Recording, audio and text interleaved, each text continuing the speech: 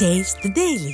தலைவர் EPS அவர்களே, எங்களுடைய சொந்த மண்ணின் தலைவராக விளங்கும் வேலுமணி அவர்களே மற்றும் கழக முன்னணி தலைவர்கள் அனைவருக்கும் இந்திய தொழில் வர்த்தக சபை சார்பிலே எங்களுடைய மனமார்ந்த வணக்கங்களையும் வாழ்த்துக்களையும் தெரிவித்துக் கொள்கிறோம்.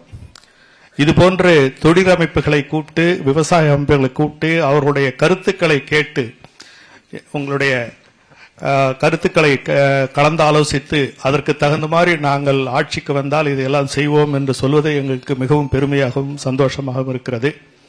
தொழில் வர்த்தக சபை சார்பிலே இந்த இந்திய தொழில் வர்த்தக சபை என்பது 86 வருடம் திரு RK சண்முகம் சிட்டியால் தொடங்கி 86 வருடம் கடந்த வயதுள்ள சங்கம், தொழில் அமைப்பு 1600 அங்கத்தினர்களை கொண்டது.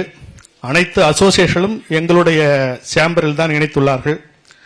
நாங்கள் விரும்புவதெல்லாம் கோவை மாவட்டம் சுற்று வட்டாரங்கள் அனைத்தும், இந்த கொங்கு பகுதி அனைத்தும் தொழில்மயமாக்கப்பட வேண்டும், வேலை வாய்ப்புகள் வளர வேண்டும், பொதுத்துறை நிறுவனங்கள் இங்கு நிறைய வர வேண்டும்.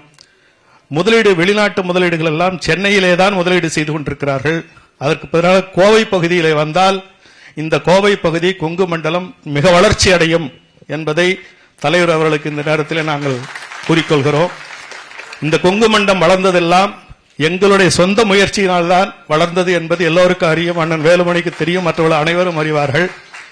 பொதுத்துறை நிறுவனங்கள், பெரிய நிறுவனங்கள், தொழிற்சாலைகள், வெளிநாட்டு முதலீடுகள் இங்கு வந்திருந்தால் ரொம்ப நன்றாக இருக்கும் என்ற ஒரு கோரிக்கையும், இந்த கட்டமைப்பு, நகரத்தினுடைய கட்டமைப்பு, விமான நிலையம் மிக பல காலமாக நாங்கள் கேட்டுக்கொண்டிருக்கிறோம்.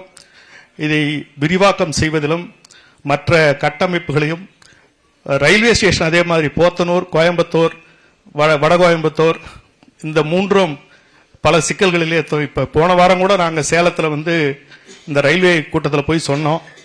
ஆனால் அதில் அவங்க பெருசாக சீரியஸாக எடுத்துக்கிறதில்ல. உங்களுடைய தலைமையின் கீழ் இந்த இதெல்லாம் விரிவாக்கம்லாம் செய்து கொடுத்து கோவை மண்டலம் சிறப்பான மண்டலமாக இருக்கும். நீங்களும் கோவை மண்டலத்தை சார்ந்தவர்கள் தான். ஆகவே கோவையினுடைய பெருமையை நீங்கள் பிரதிநிதித்து வேலைவாய்ப்பு ஏற்படுத்தி கொண்டு வந்தது இந்திய தொழில் வர்த்தக சபையாக கேட்டுக்கொண்டு இந்த வாய்ப்பு கொடுத்ததற்கு மிகவும் நன்றி, வணக்கம், வாழ்த்துக்கள்.